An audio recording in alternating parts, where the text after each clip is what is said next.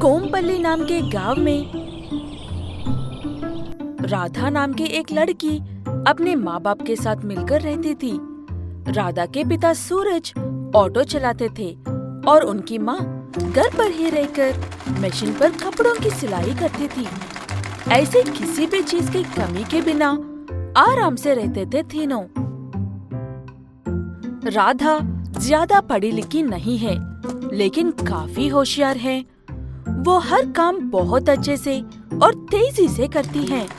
कपड़ों की सिलाई करते वक्त माँ की मदद करते करते राधा बहुत जल्दी कपड़े सिलना भी सीख जाती है। अनसुया, आज मैं घर देर से आऊंगा, तुम लोग खाकर सो जाओ। क्यों जी, किस बात की देरी? बताया था तुम्हें, राधा की शादी के लिए एक बड़े आदमी से कर्जा मांगा था, वही जाना है मुझे। ठीक है जी, ख्याल रखना अपना। ये कहकर अपने पति को बेच देती है अनसुया। उसके बाद घर के सारे काम करने के बाद सिलाई की मशीन के पास जाती है अनसुया। ऐसे ही कामों में शाम हो जाती है।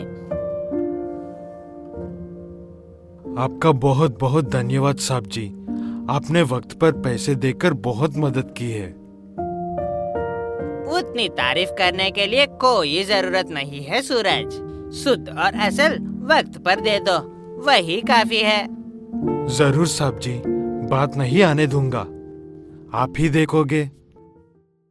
ये कहकर घर लौट रहे सूरज के ऑटो को किसी न किसी लूटने के इंतजार में बैठे चोर एक्सीडेंट कर देते हैं और उसके सारे पैसे लूटकर वहाँ से भाग जाते हैं। कुछ देर बाद वहाँ पर गांव के लोग इकट्ठा होकर सूरज को हॉस्पिटल पहुँचाते हैं और उसके परिवार में ये खबर पहुँचाते हैं। वो खबर मिलते ही अनसुया और राधा भागकर हॉस्पिटल पहुँचते हैं। आपके पिता पर जान जाने की खतरा तो गया है, लेकिन उनके पैर में बहुत गहरी चोट लगी है। तो क्या अब मेरे पिताजी चल नहीं पाएंगे? ये कहते हुए राधा रोने लग जाती है।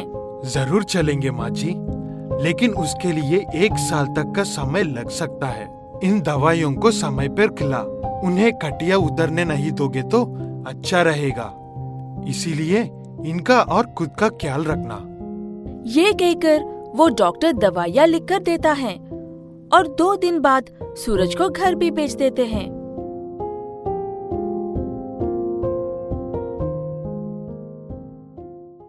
बेटिया की शादी के लिए लाए हुए सारे पैसे वो चोर लेकर भाग गया है।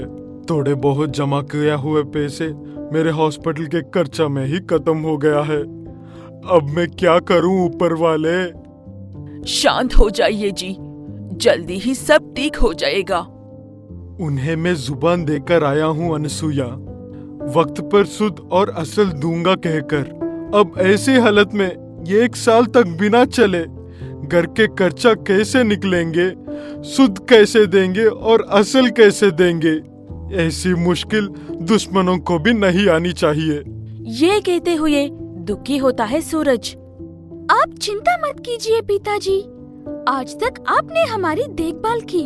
अब मैं और माँ मिलकर मेहनत करेंगे और आपको कभी किसी चीज की कोई कमी नहीं होने देंगे। ये कहकर राधा अपने पिता को हिम्मत देती है। तभी सूरज अपनी बेटी को गले लगाकर रोने लगता है। उसके अगले दिन सुबह राधा सुबह जल्दी उठकर घर के सारे काम करने के बाद सिलाई मशीन पर बैठकर काम शुरू करते हैं, थोड़ी ज्यादा पैसा कमाने के लिए। ऐसे कितनी मेहनत करने पर भी उन्हें वो पैसा किधर भी पास नहीं होते। काम ज्यादा होने की वजह से एक दिन अचानक से अनसुया की तबीयत खराब हो जाती है। उसके बाद से घर का सारा बोझ राधा के खांधों पर गिर जाता है। पिताजी, ये दवाइयाँ खा लो। माँ, ये फलों का जूस पी लो, थोड़ी शक्ति आएगी। ऐसे अपने माँ बाप की अच्छे से देखभाल करके वो अकेले ही सिलाई की मशीन पर कपड़े सिलने के लिए बैठ जाती है। कितनी मेहनत करने पर भी राधा के हाथ में मुट्ठी भर पैसे भी नहीं आ रहे थे। कमाए हुए वो कुछ पैसे उनके खाने के लिए भी बड़ी मुश्किल हो रहे थे। इतने में एक दिन सुबह, सूरज, मेरे पास कर्जा तो लिए है, लेकिन सूद देने की समझ नहीं है तेरे पास। बाहर निकल कर बात करो, सूरज। उसकी आवाजें सुनकर राधा बाहर आती है। कहाँ है तुम्हारा पिता? अंदर खटिया पर लेटे हुए हैं।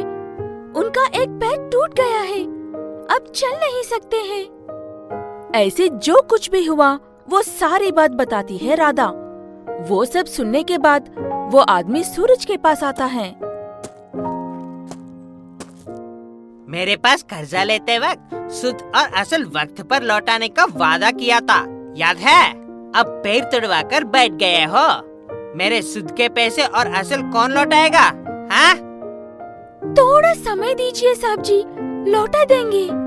क्या तुम दोगे? तुम्हारा ठिकाना ही सही नहीं है। तुम क्या दोगे?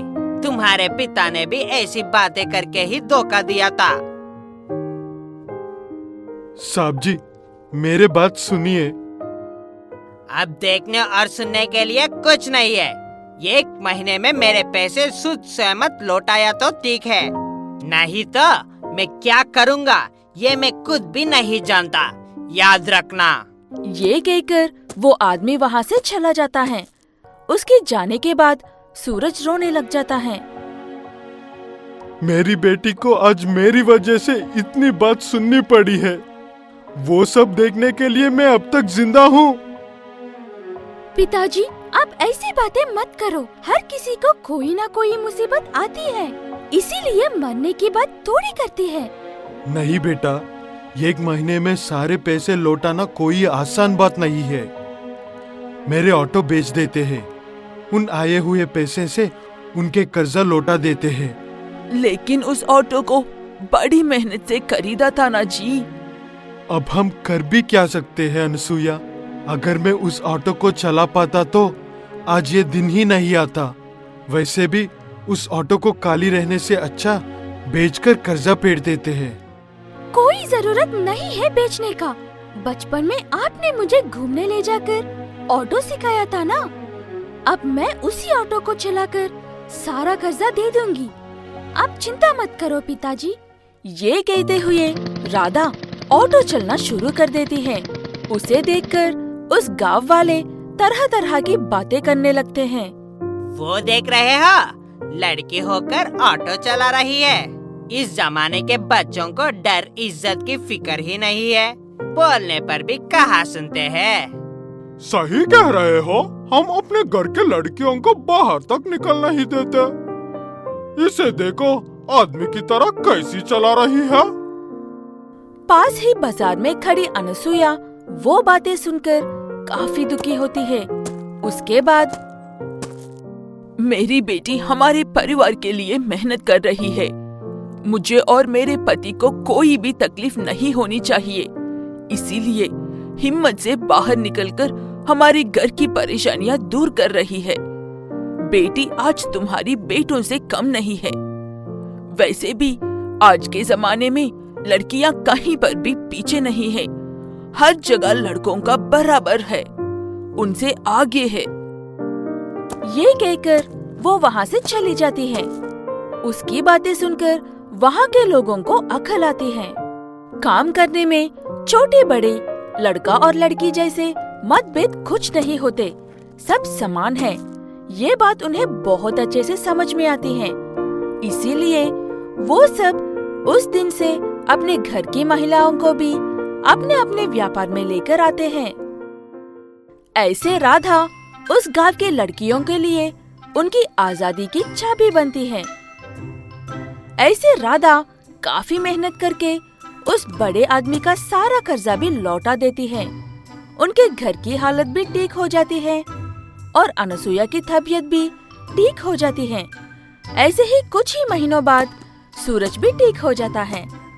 सारा परिवार खुशी खुशी से रहने लगता है।